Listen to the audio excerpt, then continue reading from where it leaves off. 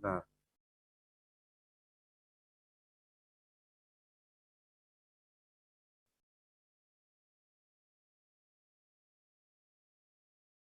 Langsung saya putarkan saja. Kedua ya, untuk mata kuliah keamanan jaringan komputer, bisa juga jaringan dan keamanan komputer.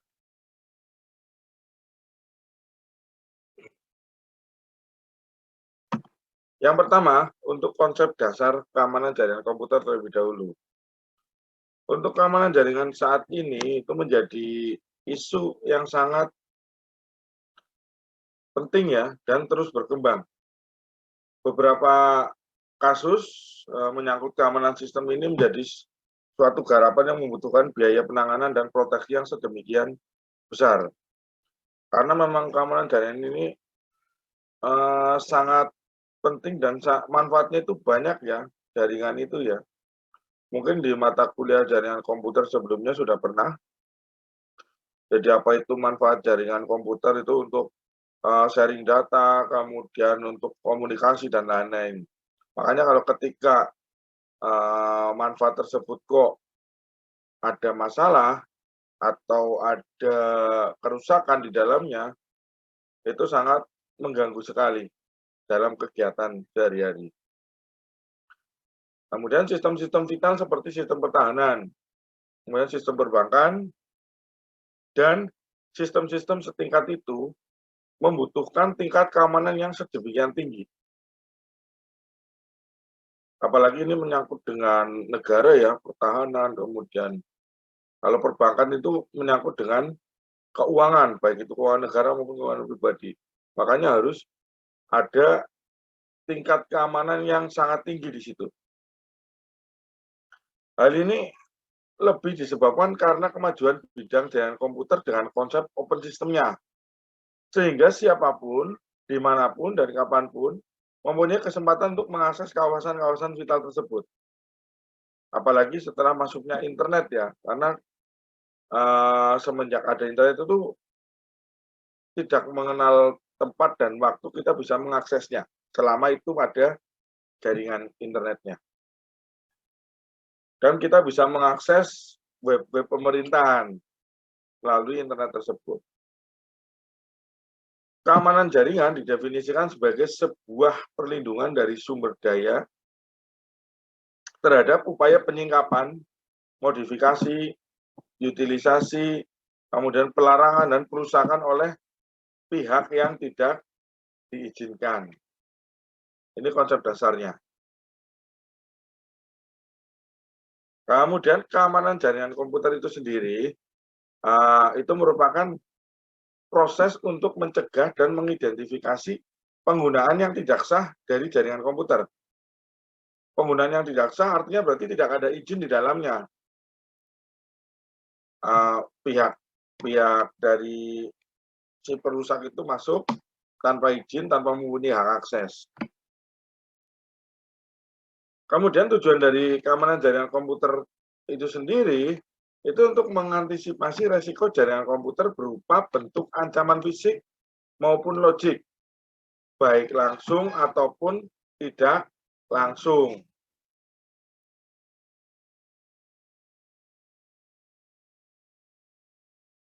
Yang mengganggu aktivitas yang sedang berlangsung dalam jaringan komputer. Kemudian hanya saja di situ ada quote ya sedikit ya, tidak ada jaringan yang anti sadap atau tidak ada jaringan yang benar-benar aman. Karena apa? Karena ketika kita membuat jaringan itu aman atau membuat keamanan yang tingkat tinggi, itu ada aja orang yang belajar untuk menembusnya dan bisa. Itu sudah pasti itu. Ketika ada keamanan, pasti di situ ada hacker dan cracker yang tujuannya memang untuk masuk ke dalam sistem tersebut. Makanya walaupun kita memasang tingkat tinggi, keamanan yang tingkat tinggi itu paling bertahan beberapa waktu saja, pasti ada lagi nanti yang bisa menembusnya. Itu seperti itu.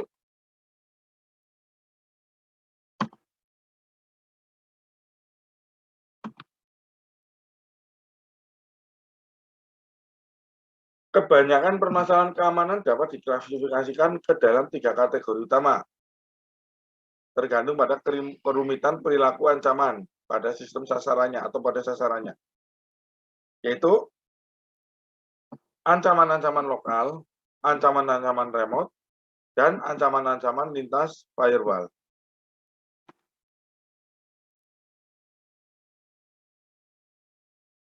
Ini ada 3 klasifikasi kerumitan ya. Ini nanti kita bahas satu persatu.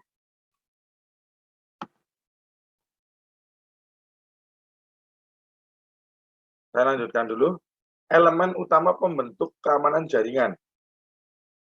Ada 2 di sini ya, tembok pengamanan dan rencana pengamanan. Untuk tembok pengamanan, baik secara fisik maupun maya, yang ditaruh di antara piranti dan layanan jaringan yang digunakan serta orang-orang yang akan berbuat jahat. Jadi di situ hanya untuk menahan orang-orang yang tidak dikehendaki masuk ke dalamnya. Itu pun hanya sementara. Tapi paling tidak kan sudah ada usaha untuk menghalangi, yaitu menggunakan tembok pengamanan. Kemudian rencana pengamanan yang akan diimplementasikan bersama dengan user lainnya untuk menjaga agar sistem tidak bisa ditembus dari luar. Ini nanti rencana kemudian yang nantinya akan diimplementasikan atau dipasang.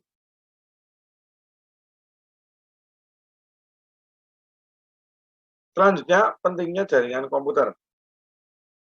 Mengapa keamanan jaringan informasi itu diperlukan? Yang pertama, teknologi komunikasi semakin modern. Misalnya internet atau masuknya internet. Itu membawa beragam dinamika dari dunia nyata ke dunia virtual. Contohnya dalam bentuk transaksi elektronis, misal e-banking atau komunikasi digital, email, messenger, dan lain-lain. Dan lagi itu bisa membawa baik aspek positif maupun aspek negatif. Contoh, pencurian, kemudian pemalsuan, penggelapan, dan lain. Ada banyak sekali kejahatan-kejahatan atau aspek-aspek negatif yang memanfaatkan internet. Itu banyak sekali. Kemudian informasi memiliki nilai ekonomis dan atau politis. Objek kepemilikan yang harus dijaga. Jadi untuk zaman sekarang ini, informasi atau data saja itu sangat bernilai penting di sini.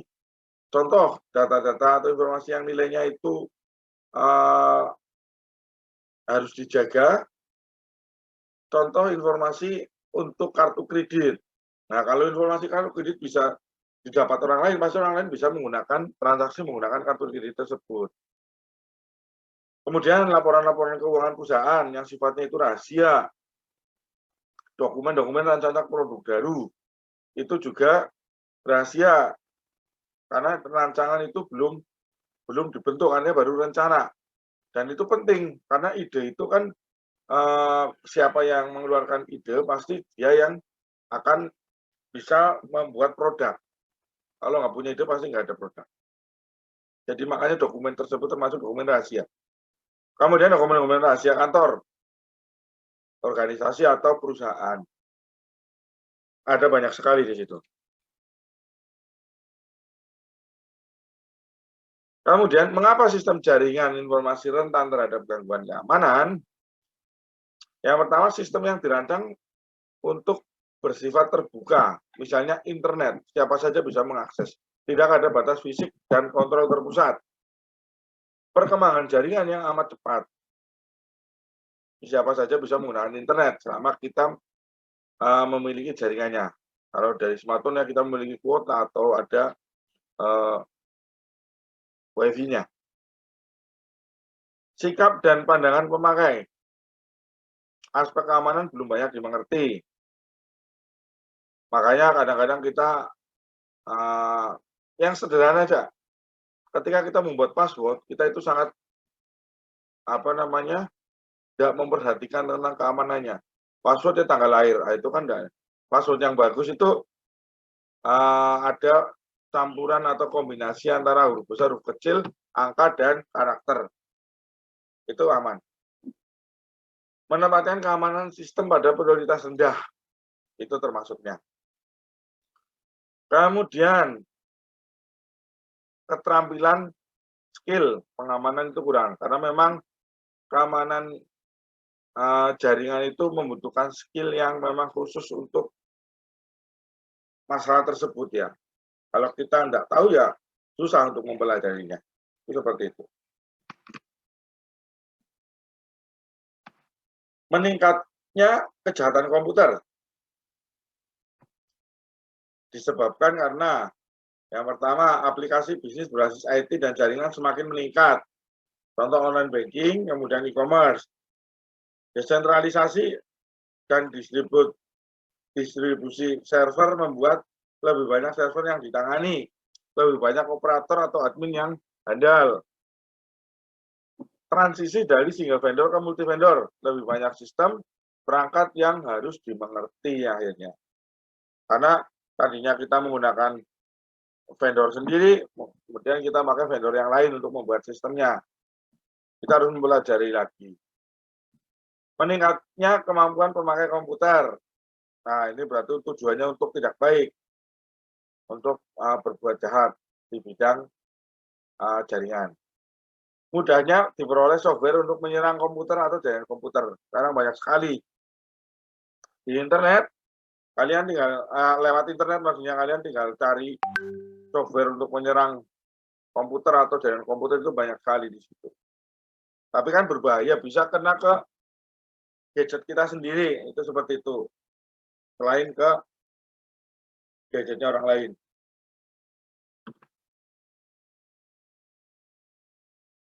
Cara pengamanan jaringan komputer,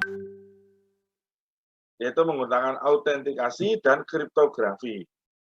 Autentikasi itu proses pengenalan peralatan, sistem operasi, kegiatan, aplikasi, dan identitas dari user yang terhubung dengan jaringan komputer. Kemudian dimulai pada saat user login ke jaringan dengan cara memasukkan password. Biasanya nanti muncul autentifikasi tambahan dengan menambahkan kode kaca dan lain-lain. Itu untuk proses lebih pengamanan lagi, lebih aman. Jadi nggak hanya login user, password, masuk, itu enggak. Setelah itu ada kayak semacam kode captcha atau kode OTP atau kode verifikasi, itu bisa saja. Tahapan autentikasi. Autentikasi untuk mengetahui lokasi dari peralatan pada suatu simpul jaringan, data link layer, dan network layer. Autentikasi untuk mengenal sistem operasi yang terhubung ke jaringan. Itu masuknya ke transport layer. Di sini berarti ada 7 layer OSI. Kalau kalian sudah mempelajari jaringan komputer, pasti kalian kenal lapisan dari OSI. Ada data link layer, network layer, transport layer, dan lain-lain. Aplikasi layer. Yang ketiga, autentikasi untuk mengetahui fungsi atau proses yang sedang terjadi di suatu simpul jaringan. Itu masuknya ke layer session dan presentation layer.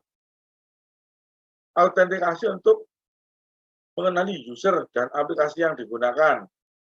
Itu ke lapisan aplikasi atau application layer. Nah, ini resiko yang muncul pada tahapan autentifikasi atau bentuk-bentuk penyerangannya ini. Nah, di sini ini ada alis. Kemudian ini ada orang tua atau penerima pesan ini sebenarnya. Alis itu yang memberikan pesan, kemudian orang tua ini tujuannya. Nah, kalau ini penyadap, yang di bawah yang ada kasetnya.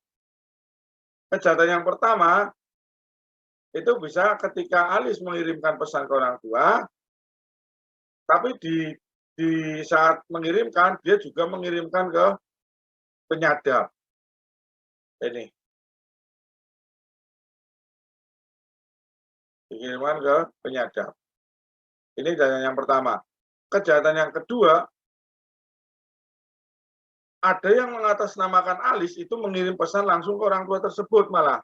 Nah, dia memiliki hak akses di situ, hak aksesnya si Alice. Dia mengirim pesan kepada orang ini, kemudian sampai pesannya. Itu seperti itu. Jadi ada yang bentuknya seperti ini, dia menyadap langsung pesan informasinya, ada yang mengirimkan langsung informasinya, tapi mengatasnamakan pengirim lain, yaitu Alice. Itu seperti itu. Kemudian, pengamanan yang kedua menggunakan kriptografi. Teknik pengkodean data yang berguna untuk menjaga data atau file baik di dalam komputer maupun pada jalur komunikasi dari pemakai yang tidak dikehendaki. Kriptografi diperlukan untuk menjaga kerahasiaan data atau informasi. Contoh, saya balik lagi ke yang ini. Ketika kita menggunakan kriptografi, si Alice ini nanti memberikan informasi yang sudah dienkripsi. Artinya informasi yang tidak bisa dibaca oleh orang lain, kecuali orang tersebut mempunyai kunci dari enkripsi tersebut dan bisa mendeskripsikannya. Kalau seperti itu, ini mengirimkan data ke sini, ketika disadap, dia tidak tahu isi dari pesan tersebut atau informasi tersebut. Yang tahu ini, dia diberikan kuncinya. Begitu juga dengan yang kejadian kedua, nggak ada kejadian seperti ini. Karena mungkin udah ada perjanjian, kalau misal informasi nanti disampaikan bentuknya enkripsi, nanti silakan dideskripsikan. Kalau ada pesan seperti ini, artinya kan bukan dari yang aslinya. Kalau yang aslinya kan sudah dienkripsi. Itu contoh kriptografi.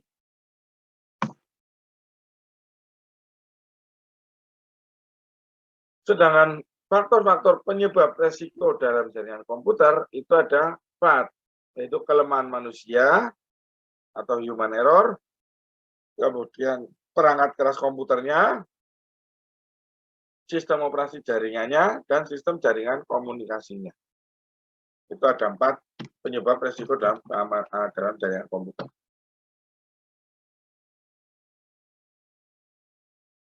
Kemudian ancaman sekarang, ancaman jaringan komputer ada 2 tadi ya, fisik dan logik.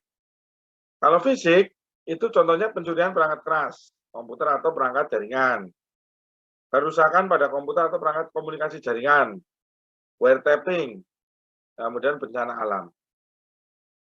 Ini merusak langsung ke fisiknya. Kalau ke logik atau ke software atau perangkat lunak, itu kerusakan pada sistem operasi atau aplikasinya. Kemudian virus dan sniffing.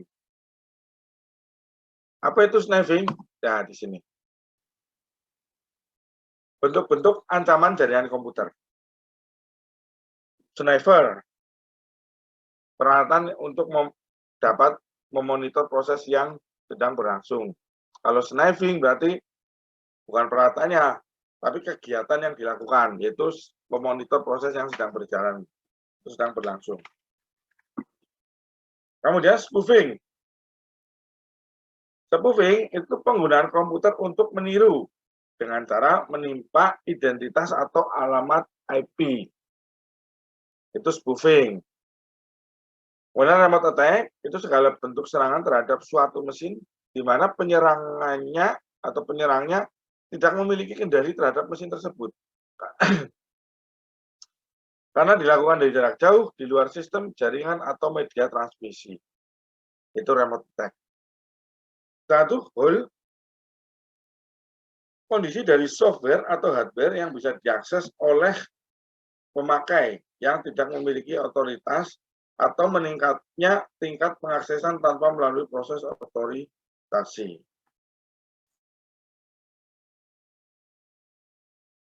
Itu beberapa bentuk ancaman dari jaringan komputer. Ada lagi phreaking. Phreaking itu perilaku menjadikan sistem pengamanan telepon melemah. Ini jaringan menyerang ke jaringan komunikasi berarti. Hacker orang yang secara diam-diam melalui sistem tanpa izin ini. Sedangkan cracker sama tanpa izin cuma mempunyai niat jahat. Makanya Kadang-kadang kita tidak bisa membedakan antara hacker dan cracker. Orang yang masuk yang rusak ya hacker. Orang yang berbuat jahat ya hacker. Padahal hacker di sini jahat tetap jahat ya karena dia masuk ke sistem tanpa izin. Tapi di situ dia hanya mempelajari yang nantinya akan meniru atau uji coba yang dilakukan. Itu hacker. Dan hacker itu tidak merusak sistem. Sedangkan cracker, orang yang secara diam-diam mempelajari sistem dengan maksud jahat. Ini biasanya muncul karena sifat dasar manusia yang selalu ingin membangun. Salah satunya merusak. Membangun bangunan milik orang lain tanpa izin, itu kan sama saja merusak. Karena tanpa izin, belum tentu si yang punya bangunan itu mengizinkan. Itu filosofinya seperti itu.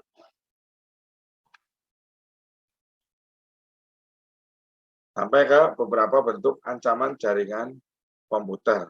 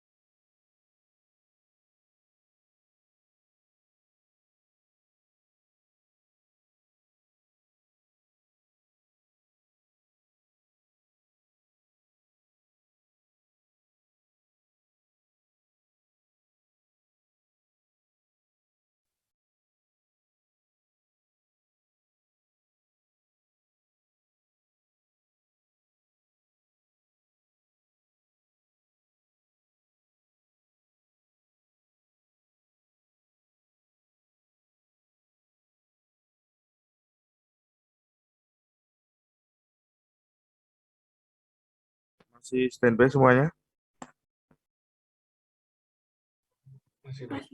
Coba.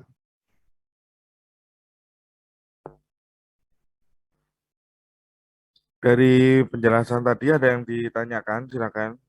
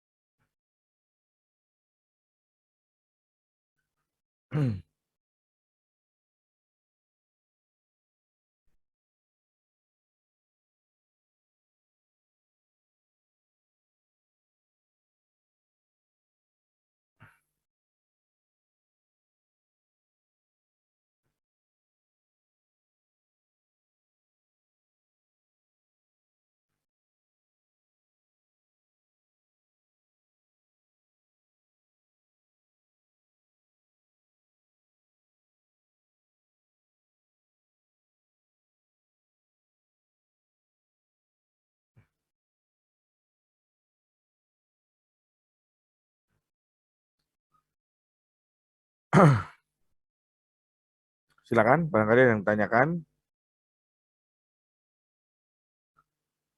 Jadi di sini ada beberapa mata kuliah yang memang isinya sama ya.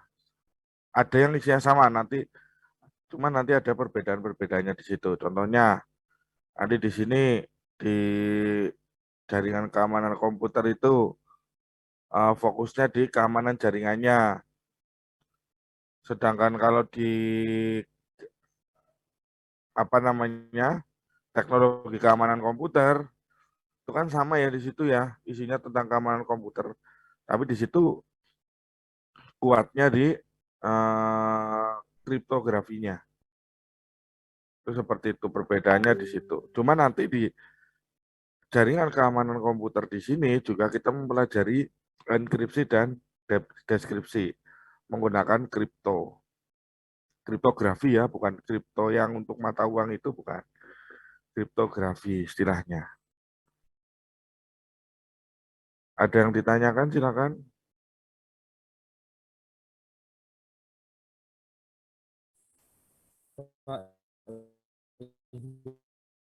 Mbak. Ya silakan. Izin bertanya, Pak. Ya, Eh, itu Pak, saya masih itu Pak. namanya siapa ini? Tegar Pak. Tegar. Ya, gimana? Ya Pak. Itu Pak masih kurang paham bagian yang autentikasi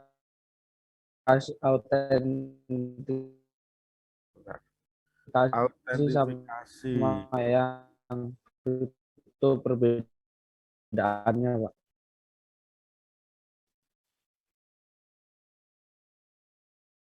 Yang ini, cara pengamanan jaringan komputer di bagian autentifikasinya. Itu Pak apa? Yang bagian perbedaan antar dari autentikasi sama kriptografinya Pak. Sama kriptografi. Iya. Oh iya.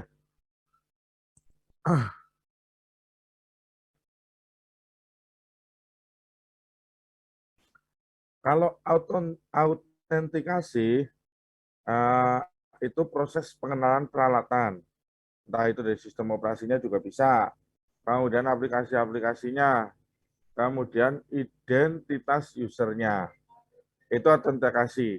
Sedangkan untuk kriptografinya, di situ proses pengamanan pada isi dari pesannya atau isi dari informasinya. Itu kriptografi maksudnya. Contohnya, kalau autentikasi kan dia hanya mengenal pengenalan peralatan sistem operasi yang ada di sistem kita. Entah itu dari aplikasinya atau identitas dari usernya. Dia mengenalkan kita sebagai user di situ, supaya kita bisa masuk ke dalam sistem tersebut. Sedangkan kripto itu di segi pengiriman informasinya atau datanya. Contoh, ketika balik lagi ke sini, yang tadi gambar mana tadi? Simulasi gambar. Nah, ini autentikasi tapi dalam hal pengambilan dari hak aksesnya atau password dan lain-lain. Sedangkan untuk kriptografinya, misal si Alis nih, dia mengirimkan informasi ke orang tua ini. Tapi informasi tersebut itu dienkripsi dulu. Enkripsi itu ada banyak sekali di situ. Ada menggunakan kode ASCII, ada banyak sekali di situ. Dienkripsi menggunakan kode-kode. Artinya tidak bisa dibaca oleh orang lain pesan tersebut. Sedangkan nanti dari pihak si orang tua ini, dia melakukan deskripsi atau penerjemahan dari isi pesan tersebut. Itu seperti itu. Sedangkan orang tua tersebut melakukan deskripsi tadi ya, supaya bisa membaca isi pesan tersebut. Jadi kedua belah pihak ini sebelumnya itu sudah ada perjanjian atau semacam aturan. Ketika pesan tersebut dienkripsi, maka orang tua itu harus mendeskripsikan. Jadi pasangan itu enkripsi, deskripsi. Enkripsi berarti dia mengubah informasi yang bisa dibaca menjadi tidak dibaca menggunakan kode-kode tertentu. Deskripsi menerjemahkan dari kode-kode tersebut itu menjadi informasi yang bisa dibaca atau dipahami. Itu seperti itu, Mas Tegar ya. Jadi tahapannya itu autentikasi itu dia hanya membaca atau mengenal hak akses, kemudian mengenal user, mengenal peralatannya, kemudian mengenal sistem operasinya. Sedangkan kriptografi dia ke informasi dan datanya. Itu seperti itu. Bisa dipahami? Bisa Pak, makasih Pak. Bisa ya? Bisa Pak, bisa Pak. Iya. Ada lagi silakan yang tanyakan.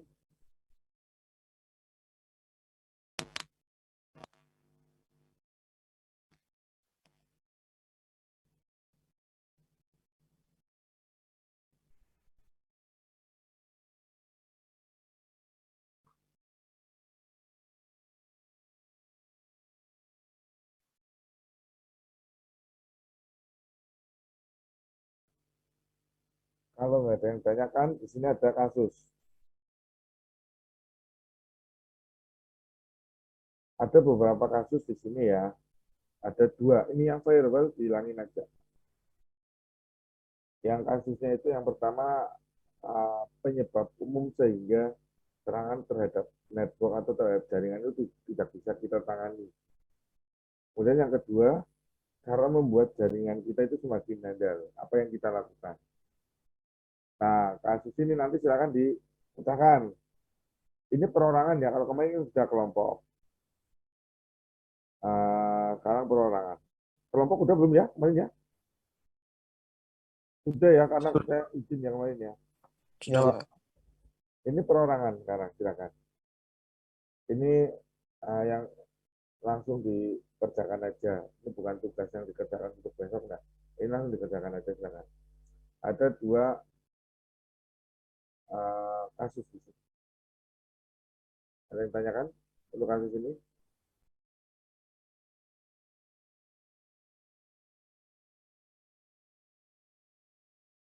Silakan. Kalau enggak ada, bisa langsung dicari. Boleh googling dan lain-lain. Silakan.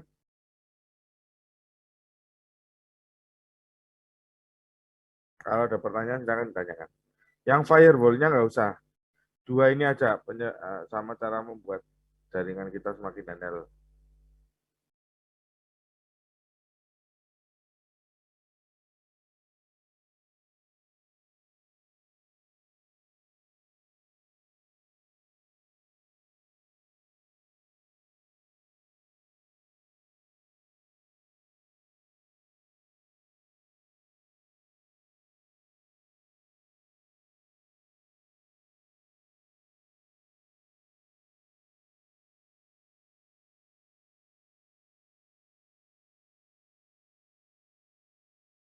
Pak, izin bertanya, Pak.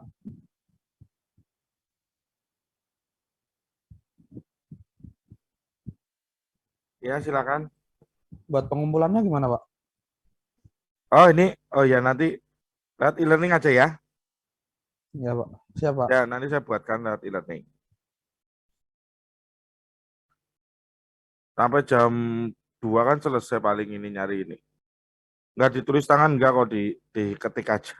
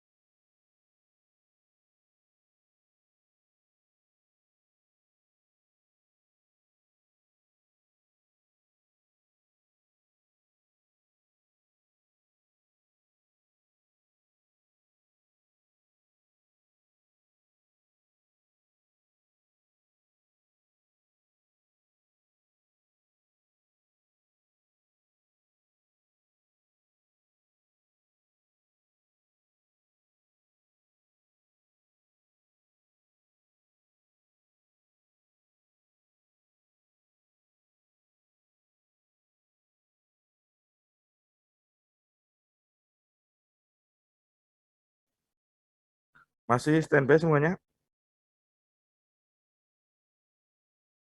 Masih, Pak. Masih, Pak. Masih, Pak. Masih, Pak. Dari Sandika masih standby? Masih, Pak. Elizabeth? Iya, masih, Pak. Ragil Aldiansa?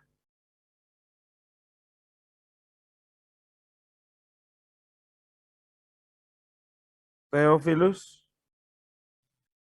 Masih, Pak. Masih. Masih. Kemudian Alvin Andreas? Masih, Pak. Masih, oke. Ya, itu dari e-learning sudah saya buatkan. Batas pengumpulan sampai jam 2:30 ya. Sudah dikumpulkan? Sudah, Pak. Sudah. Sudah ya. Udah, Pak. Pak. Ada yang ditanyakan? Silakan sebelum saya tutup perkuliahan hari ini.